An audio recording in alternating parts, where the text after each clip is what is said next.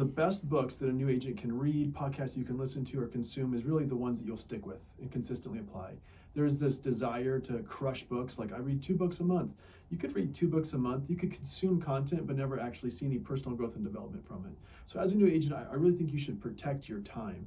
You really should focus more on the purchase and sale agreement, language of sales, maybe even participating in the course that you're going through. However, you do need to be actually doing personal growth and development. So these are the 3 books that I swear by, and in this particular order. First one, it's Charles Duhigg's, really it's The Power of Habit.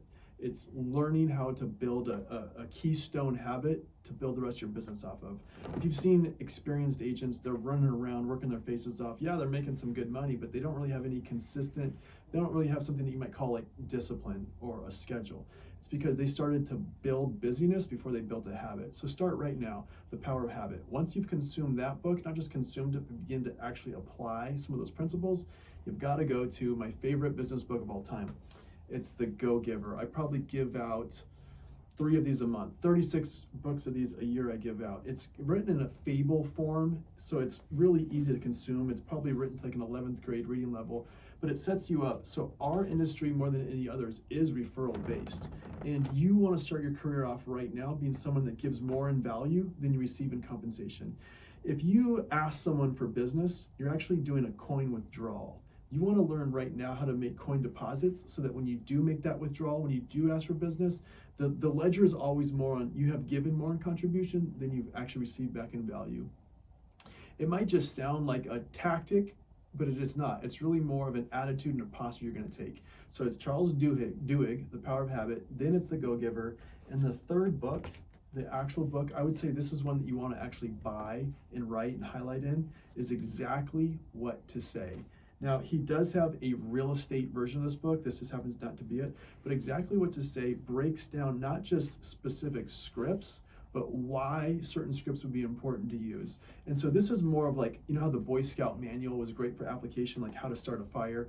This is really good in that express, explicit, procedural way on anything that you'd have, from bumping into someone at an open house, or even how to talk to someone that said they're committed to buying with you, but they'll call you, don't call them.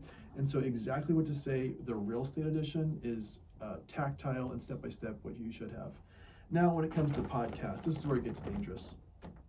You really have to protect your mind space. So if you're in a season of personal growth and development, maybe you're actively reading one of these books, I would say what you should be doing in the car is listening to music, kind of relaxing, kind of exhaling, giving your brain a chance to catch up. But if this isn't a season where you can actually consume books or read content, then this is the podcast that you must start with. It's Jim Rohn. Now, this guy's been giving inspirational self-help. He was built to be basically like the Zig Ziglar protege. It came after, it's all about personal growth and development. It's about doing hard things consistently. And really, he just has a really positive outlook. There are so many people in the real estate space that have podcasts. I think if you're in a course, if you're actually growing, you don't want too many voices competing for what your attention should be. So if you already have your guru, like if you're in my course, don't go listen to other real estate podcasts. Save that for after you've already maximized your experience with me. So I encourage new agents to stay away from real estate related podcasts. They should really be more about how to do tough things consistently, how to navigate just the difficult landmines of having to try to do a balanced schedule and also try to have a balanced home life. And so Jim Rohn is really the only guy I would say from a podcast perspective that a new agent should listen to. Hope that's helpful.